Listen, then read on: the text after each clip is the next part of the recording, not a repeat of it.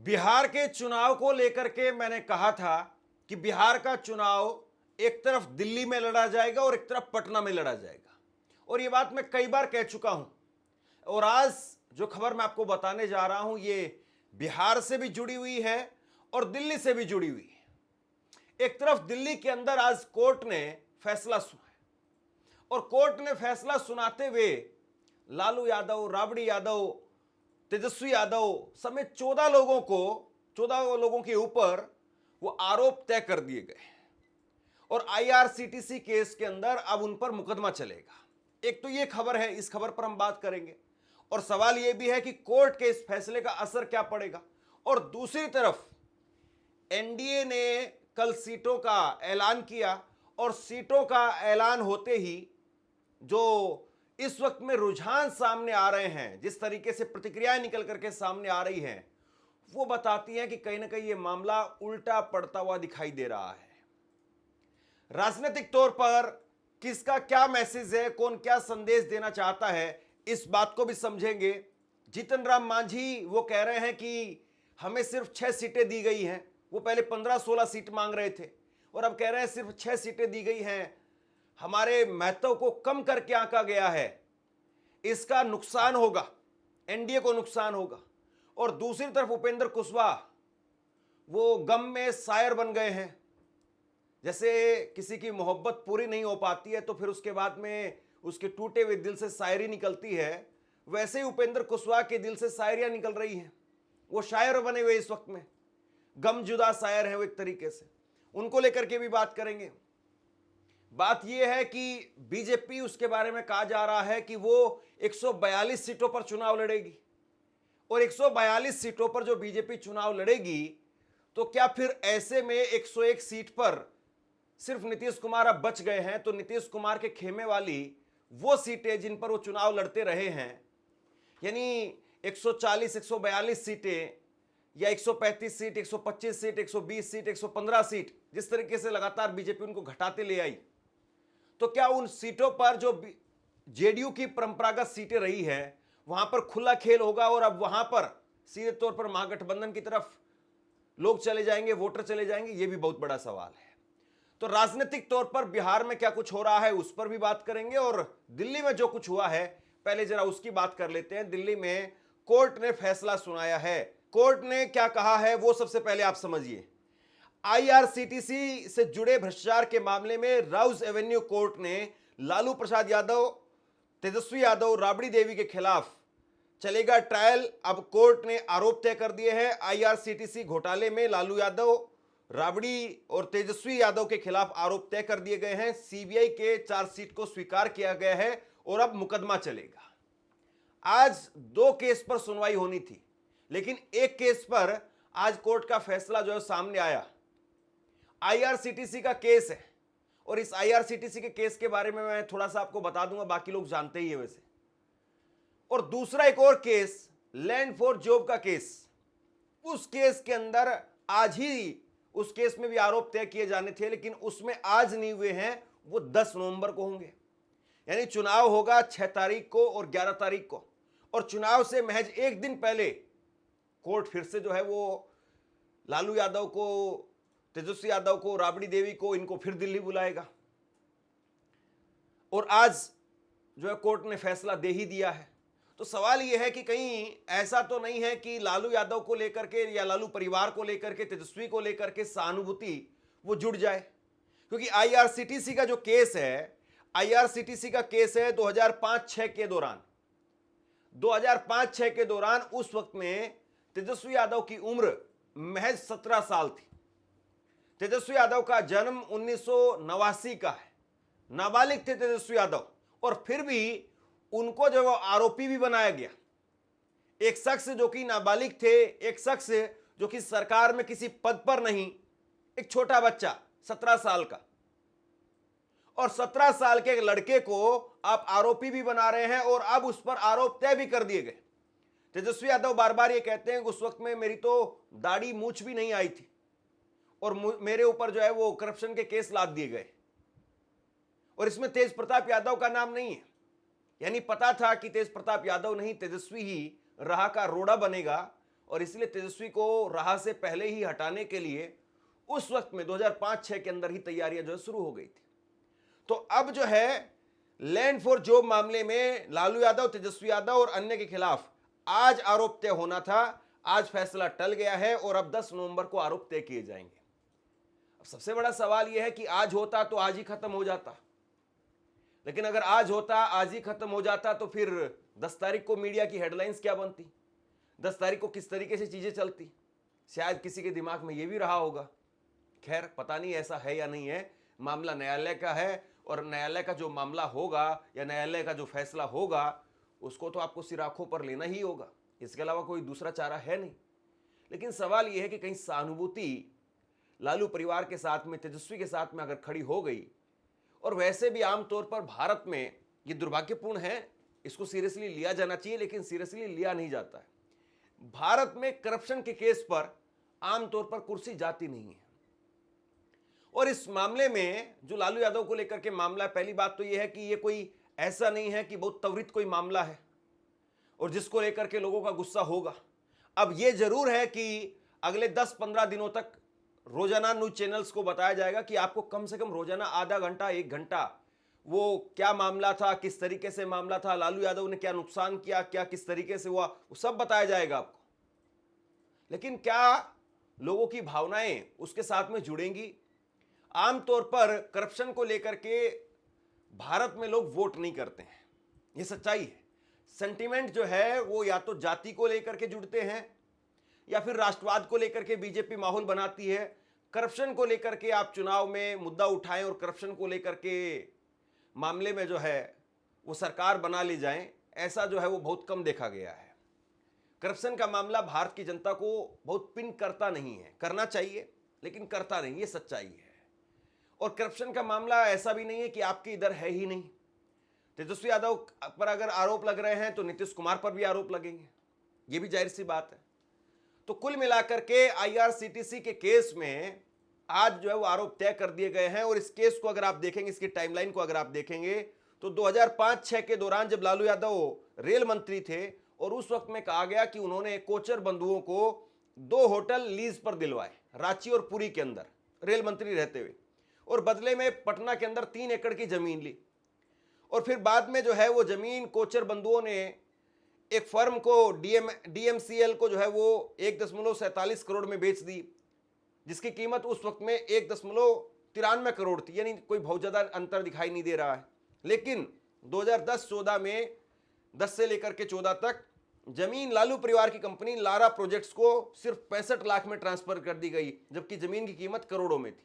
यहां पर जो ये मामला है 7 जुलाई 2017 को, उस वक्त में सीबीआई ने लालू समेत 5 लोगों पर एफआईआर दर्ज की, 12 ठिकानों पर छापे डाले गए। 16 अप्रैल 2018 को लालू, राबड़ी देवी और तेजस्वी पर चार्जशीट दाखिल की गई।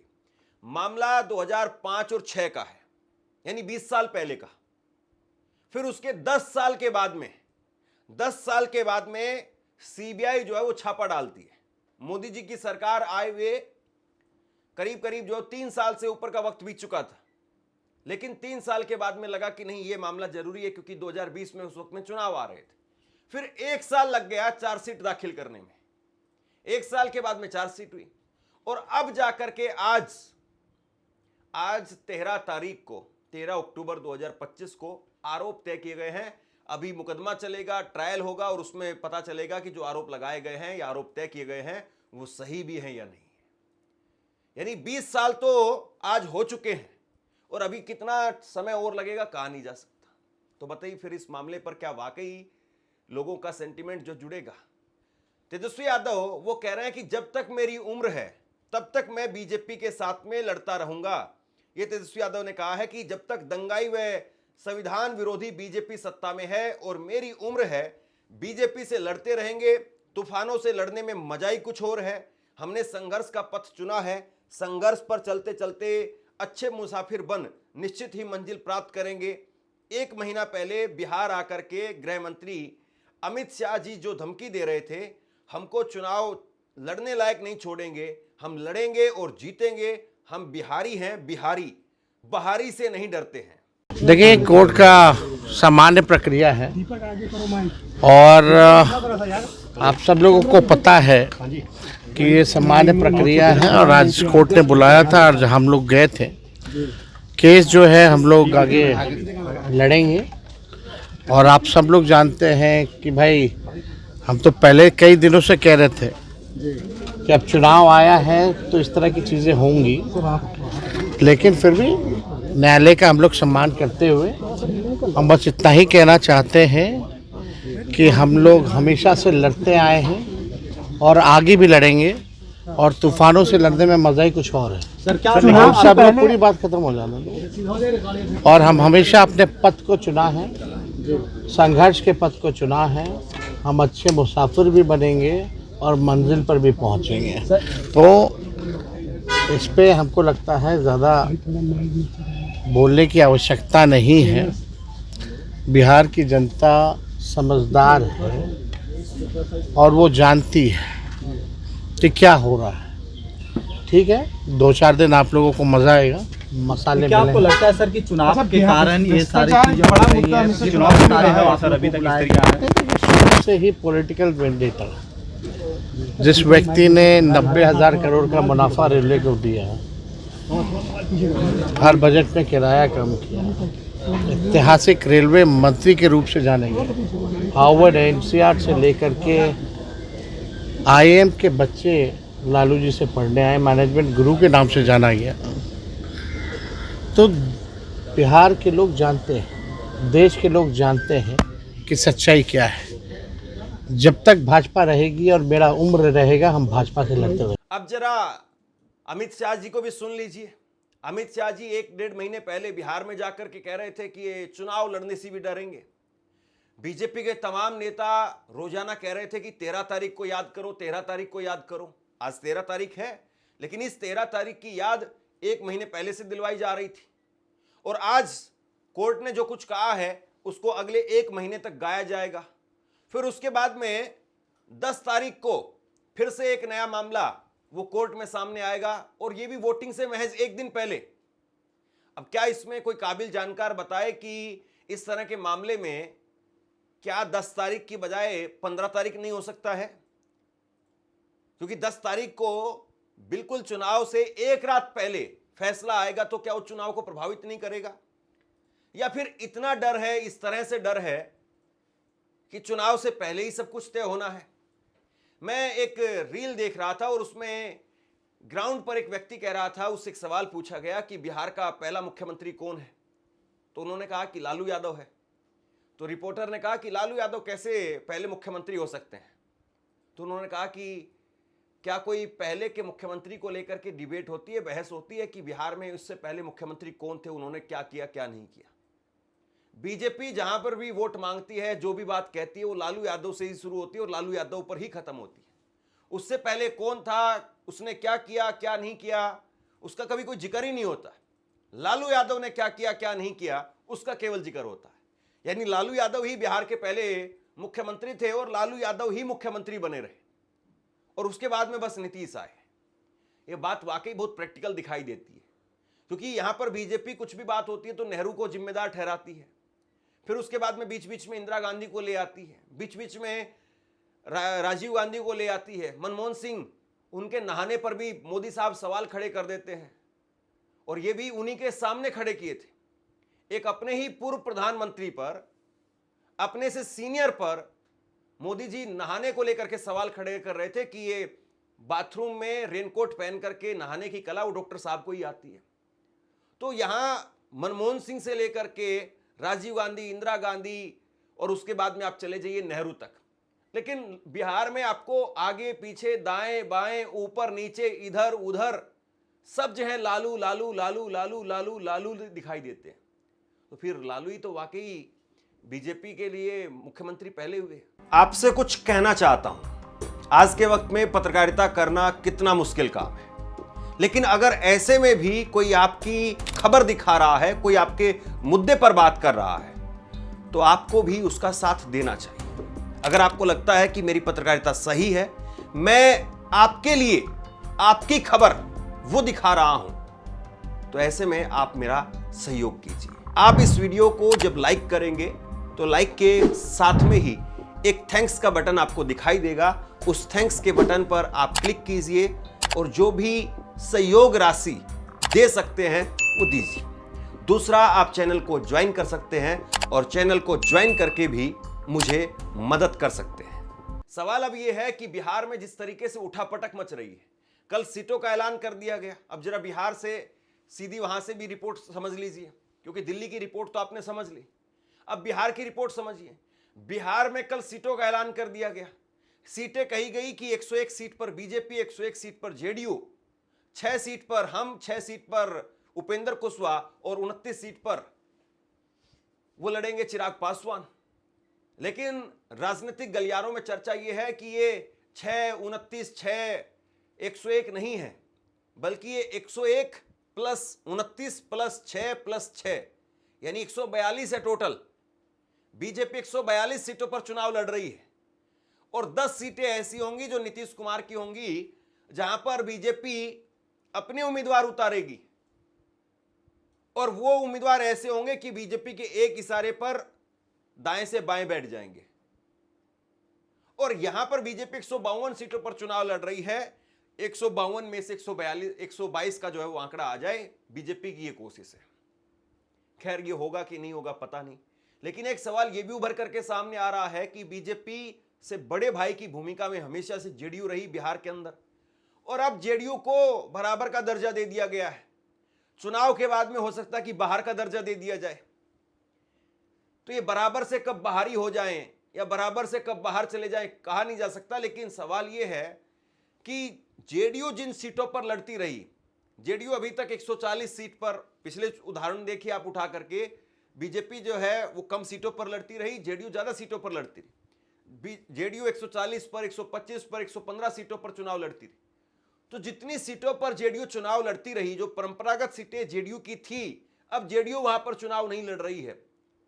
तो क्या वहां का मतदाता, क्या वहां का वोटर, क्या वहां के दलित पिछड़े कुर्मी वो बीजेपी को वोट देंगे, एनडीए को वोट देंगे, चिराग पासवान को वोट देंगे, जिन्होंने पिछली बार नीतीश कुमार को 43 पर बैठा दिया? ये बहुत बड़ा सवाल है।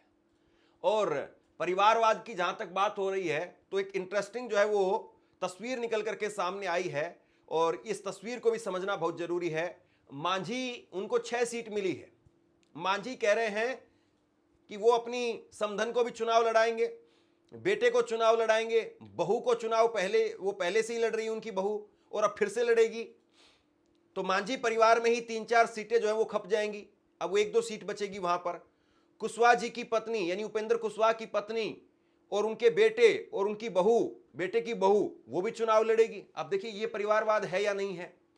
चर्चा ये भी है कि सम्राट चौधरी के भाई तारापुर से चुनाव लड़ेंगे, मंत्री संतोष सिंह के भाई आलोक वो दिनारा से चुनाव लड़ेंगे, सांसद लवली के बेटे चेतन आनंद वो शिवहर से चुनाव लड़ेंगे, सुनील पांडे के बेटे बीजेपी से और भाई हुलास पांडे लोजपा से चुनाव लड़ेंगे, सांसद वीणा सिंह की बेटी कोमल सिंह गायघाट से संभावित उम्मीदवार हैं, फातू से पूर्व मंत्री रामकृपाल यादव के बेटे अभिमन्यु चुनाव लड़ सकते हैं, रोसड़ा से सांभवी की बहन महिका चौधरी वो भी चुनाव लड़ेगी।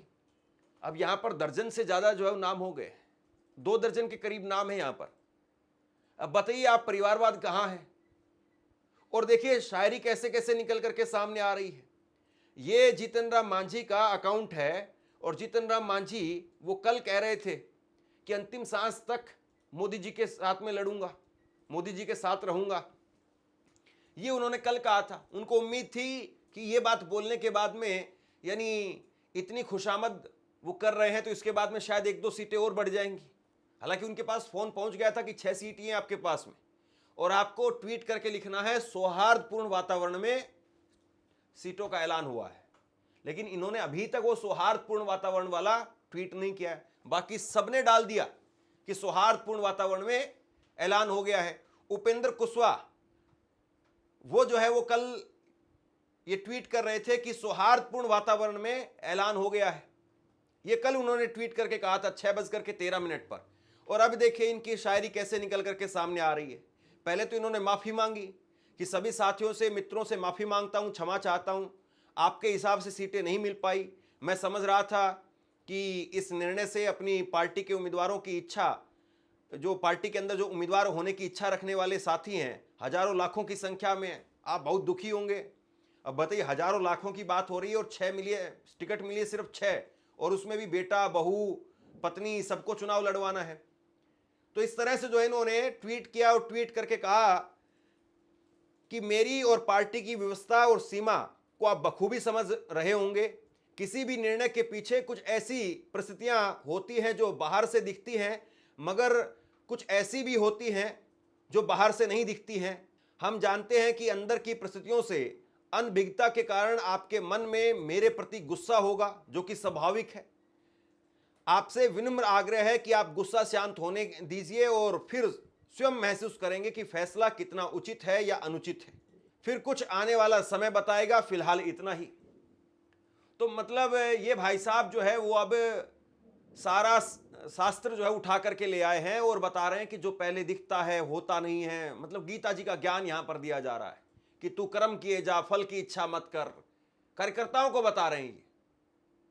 कार्यकर्ता ये नहीं देखेंगे कि आप अपनी बेटी, बहू, पत्नी सबको चुनाव लड़वा रहे हैं।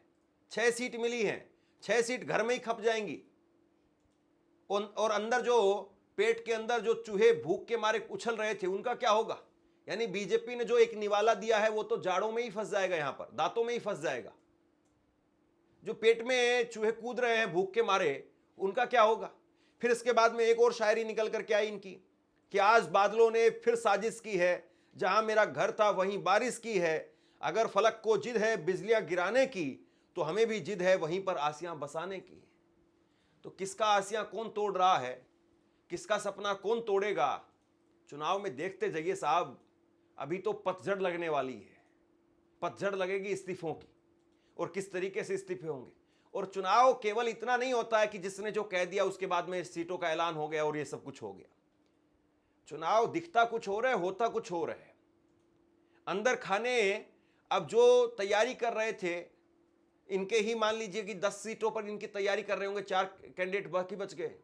तो जो 4 कैंडिडेट बाकी बच गए वो क्या करेंगे? उधर चले जाएंगे।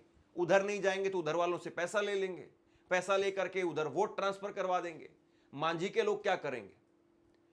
जो जेडीयू की सीटों पर तैयारी कर रहे थे, 115 125 सीटों पर मिली 101 सीट है, वो क्या करेंगे? 15-25 सीटों पर क्या होगा? उधर चले जाएगा। समझते जाइए, देखते जाइए। तेल देखिए और तेल की धार देखिए। बिहार का चुनाव देखिए। आप लोग बताइए कि आपको क्या समझ में आ रहा है। नीचे कमेंट बॉक्स में अपनी राय लिख करके जरूर बताइए। इस खबर को शेयर कीजिए। धन्यवाद।